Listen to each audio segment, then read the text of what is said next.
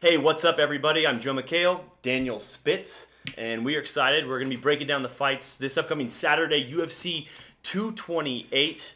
Excited for these ones from the American Airlines Center in Dallas. Yes, sir. Yeah, what do you think? It's a great card, right, from top to bottom? Definitely. Yeah, we are going to be, for you, this is our first time doing this, and I'm excited to do this with you. We're going to be breaking down mostly the main card fights. We don't have time to go through all the fights, but we're going to go through the main fight on the prelims on FX, and then we'll run through the pay-per-view card from start to finish. So you want to kick this thing off? Definitely. Perfect. Let's talk about Carla Esparza. She's taking on Tatiana Suarez. Good fight. Definitely. Yeah. I think we both agree that Suarez is going to win this one. Yeah, you know, Suarez, just the background. You get those Olympic-style wrestlers in the UFC. We just saw it with Henry Cejudo, you know, dethroning one of arguably the best pound-for-pound fighter ever. They just have a different level of knowledge, athleticism, learning. Like, I think we're going to see a totally different Tatiana Suarez in this fight. And it's such a great matchup because she's fighting an ex-champion. So, you know, is she going to get kind of knocked down a rung and kind of that realization that I might not be ready for this level, or is she going to rise to the occasion and become that real title challenger? Right, and we've seen what she's been able to do thus far in her UFC career, pretty much run through every opponent. Yeah. But Carla Esparza, like you said, is a different kind of opponent. Former champ, she just beat Cynthia Calvillo, who is an excellent fighter. So she's no slouch. She's got strong wrestling. She's a seasoned fighter. You know, could pose a problem for Suarez. Definitely. And like you're saying, you know, she's a crafty vet. She went through the Ultimate Fighter. So did Tatiana, but, you know, Carolina has a little bit more miles on her. She's a little bit that wily vet. We might see her pull out some new things, but honestly, I just see this one going to Tatiana. Yeah. So, Spitz, do you see Suarez finishing this fight, or do you see this one going the distance? You know, I don't think she finishes Carla. I just don't think she has the experience yet to put her away. But I do think it's going to be pretty unanimous. It's going to be a one-sided fight. Yeah, I'd have to agree with you on that. Let's keep this train rolling. Let's move on to the main event card on pay-per-view, which gets kicked off at 7 p.m. And it starts with a great fight, Daniel. Abdul Razak Al Hassan versus Nico Price. Two young, exciting guys to watch. Definitely. Yeah, these are two dark horses in the welterweight division. You know, Nico Price, he's 12-1.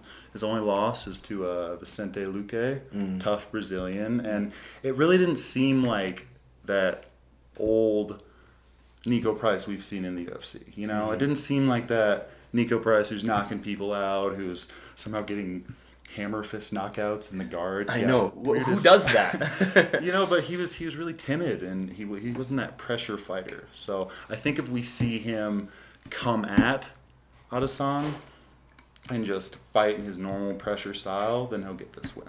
Certainly. Yeah, I think Adesany's strength is certainly his power in his punches. 9 wins, they've all come via TKO or KO in the very first round. Yeah. So no secret what he's going to try to do in this fight. I think he's going to come out, come straight for him, and start throwing bombs early. So how do you see this fight playing out, Joe? I think that Al Hassan utilizes his clinch a little bit more. He learns from some of the things he hasn't done in the past. And I think that he's able to, when he separates from, say, a clinch, he's going to be able to throw a big bomb and do what he does best, which is land a knockout and finish this fight like he's done for his previous 9 fights. And I think he gets the knockout in the first round. Awesome. Yeah. And then the next fight of the night, really excited for. This is a title eliminator fight. Jessica Andrade and Karolina Kowalkiewicz.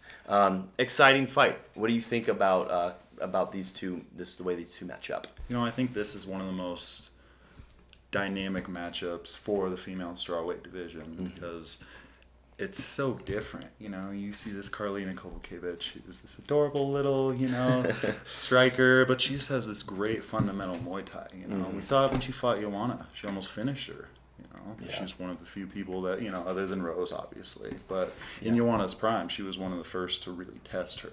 So it'll be interesting to see how she handles the pressure.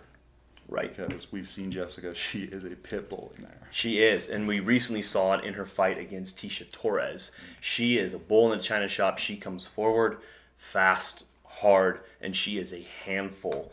for anyone to deal with in that division, especially now that she's down at 115 pounds. She's very strong at that weight class. And so, yeah, Carolina has her hands full in that fight. I think that Andrade, is going to be able to utilize her wrestling, utilize her ground and pound. I personally see Andrade winning this fight. I don't see her getting the finish, though. I think maybe it goes the distance and she gets a unanimous decision. Your thoughts? I see this fight going to decision also, but I think Carlina can win this if she takes a page out of Joanna's book. Joanna, when she fought Jessica, she was able to really avoid the takedown, sprawl when she got up on the cage, establish that jab early, and really keep her off. So if Carlina's able to do that, I think she can get the decision, but this is a tough fight. It's definitely a tough fight to call. Yeah, certainly. And then in the next fight, we have Brandon Davis, someone we both kind of know, teammate Austin Arnett, fought him, very tough fight for the Dana White's Contenders Series. Brandon Davis ended up winning that fight, getting his contract with the UFC. He's fighting a very tough guy, though. Yeah, he's fighting Zabit Magomed Sharipov, who, if you know anything about this Dagestani movement in MMA right now, they are monsters. I had the pleasure of watching him fight at UFC 223 live, and he fought Kyle Bochniak, and it was fight of the night, just a war. But you don't get a real appreciation for what Zabit does at the featherweight division until you're really there with him, you know? It's a different speed than you see on TV.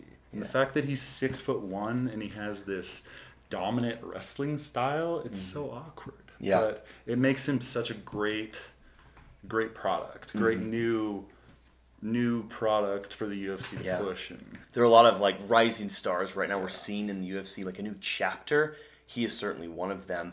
I do really feel like this is a great fight, and I would not count Brandon Davis out ever, and that's just because he's tough as nails. Yeah. We've seen him.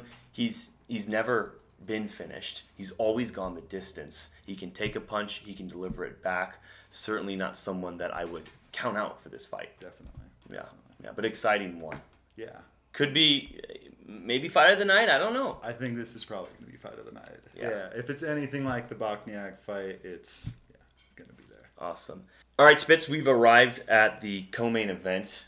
Nico Montano and Valentina Shevchenko. I think this is the first time we've ever seen a fight where the champ is a plus 900 underdog. Yeah, it's unreal, and she's an underdog for good reason. You know, she's fighting ex-title challenger, 7-time Muay Thai world champion Valentina Shevchenko. This is no small task for Nico Montano. She's fighting arguably one of the best women on the planet right now. Right. She's outstruck Holly Holm. She submitted likes to Juliana Pena. She went to a very controversial decision with Amanda Nunes. It's a big hill to climb for Nico. It's a huge hill to climb, and while her record doesn't really represent how many fights she has had, a lot of amateur fights. She went through the house on The Ultimate Fighter. Still, though, I don't see any scenario where she wins this fight. Yeah, if she happens to come out and really establish her wrestling and put a pace on Valentina and make Valentina uncomfortable, because it's going to be really hard for her to show Valentina something she hasn't seen before, because she's fought everyone. So and she's going to have to do that early. This is a 5-round fight. The longer this goes, the more comfortable Valentina is going to get. Definitely. And Valentina has had more 5-round fights. She has a wealth of fight experience. So I got to pick Valentina with this one. I hope it'll be a competitive fight. Yeah. I don't think so, which is weird to say because it's a title fight. I know. Really quickly before we move on to the main event, how do you think Valentina finishes? Or if it goes the distance, how do you see this fight playing out?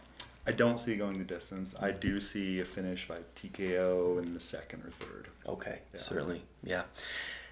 We made it. Main event. Yeah. Darren Till, Tyron Woodley. We were thinking just several weeks ago now it was going to be Woodley versus Covington. Yeah. Obviously, that did not happen. So we get the young Darren Till. We talked about earlier some of these young fighters that are now becoming the new faces of the UFC. Till is one of those guys, but he has his hands full. Yeah, this is another one of those change of the guard fights. It kind of seems to be like a common occurrence with this card. And it's, yeah, like you're saying, it's that young, hungry gorilla with a whole country backing him against the proven wily vet who Tyron Woodley has that chip on his shoulder. Yeah. You know? Oh, yeah. And this, personally, in my opinion, is the hardest fight to call because we haven't seen Tyron Woodley in a year. So which Tyron Woodley is going to show up? Because if it's that Tyron Woodley that held his back against the cage when he fought Rory McDonald, you can't do that against Darren Till. He will put you to sleep. Absolutely. Tyron needs to come out, and he needs to go to his bread and butter, which is his wrestling. The dude's been wrestling his entire life. He was a collegiate athlete, and I think there's a couple ways he can do that, whether it's sitting back and being a loaded spring. And because we know Till, he's an aggressive guy. He's going to press. He's going to come forward. And when that small opening is up for him to pop that spring, that's when he shoots for the double leg takedown. Or a good way for him to maybe take some of that distance away is to get him up against the cage, pressure him, and then maybe work for a takedown. He's got great ground and pound, and try to beat him up. I don't know if he's going to finish Till. I just don't see it happening. I think that this is a fight that probably goes the distance, but one where I see Tyron once again defending his belt, getting his hand raised. Okay. Thoughts? I personally see Till taking this one. Okay. And it's just he has that weird aura around him that McGregor kind of had coming up in the sport. And even though his last outing wasn't an impressive showing when he fought Wonder Boy, he was much more passive, and it looked more like a point striking karate fight. I don't think we're going to see that Darren Till against Tyron Woodley. Sure. I think we're going to see that guy who finished Cowboy Cerrone in one round, the guy who's landing these huge stepping in elbows. He really has to get back to his 8-point striking in this fight. Sure. Of course, let's talk about the elephant in the room. It's no secret that Till could miss weight. Yeah. If that happens, we know that Kamaru Usman has said he would be willing to step up and challenge Woodley. Woodley, not so sure he'd want to take that fight. If that happens, first, what do you think the chances are of Till missing weight? And if that happens, do you see a fight happening between Usman and Woodley? Yeah, well, we can only go off our last showing in this sport, right? You're only as good as your last fight. And sadly, Till did miss weight his last fight. He said it was because of family issues. That's always open for interpretation. We don't know.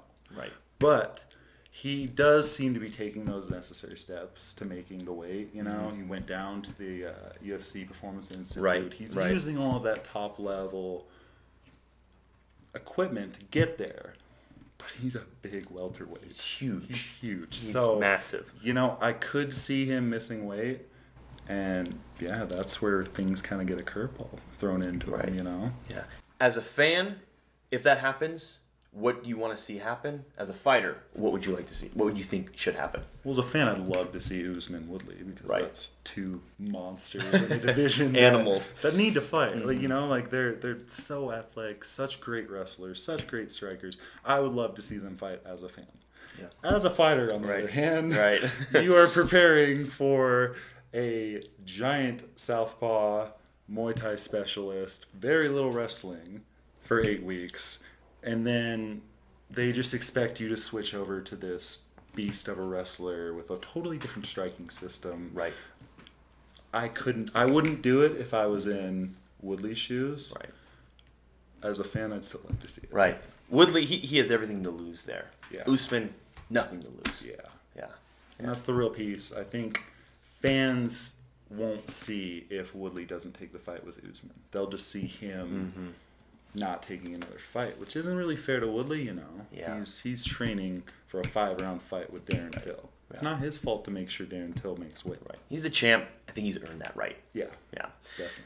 Not enough time to go through any of the rest of the fights right now, but it is a good card. If you're a fan and you've been watching this sport for a while, a lot of veterans on this card. Of course, Diego Sanchez is on it. John Dodson is fighting Jimmy Rivera, who is one fight removed from a title contender fight. Yeah, he was just headlining the Utica card. Sadly, he got caught with a switch kick. Right. But he fought Vincent Moraes. He's not Marlon Moraes. Marlon Moraes, yeah. Yeah, that's nothing to nothing to tip your hat at. No, he just exactly. happens to be Right. in the same boat that Aljamain Sterling and Cody Stamann are on, who are also Right. in this card. Right. There's too many good people in the 135 division. I know. Yeah. Loaded weight class. I don't Yeah, even know what you're going to do in that situation, in that scenario. So, should be fun. I'm looking forward to watching those fights with you. Great night of fights, man. Yeah. Once again, those prelims start on FX 5 o'clock, and then the main card gets kicked off on pay-per-view at 7 p.m. That is from the American Airlines Center in Dallas, UFC 228. Awesome. Okay. Thanks, guys. Enjoy the fights. Enjoy the fights.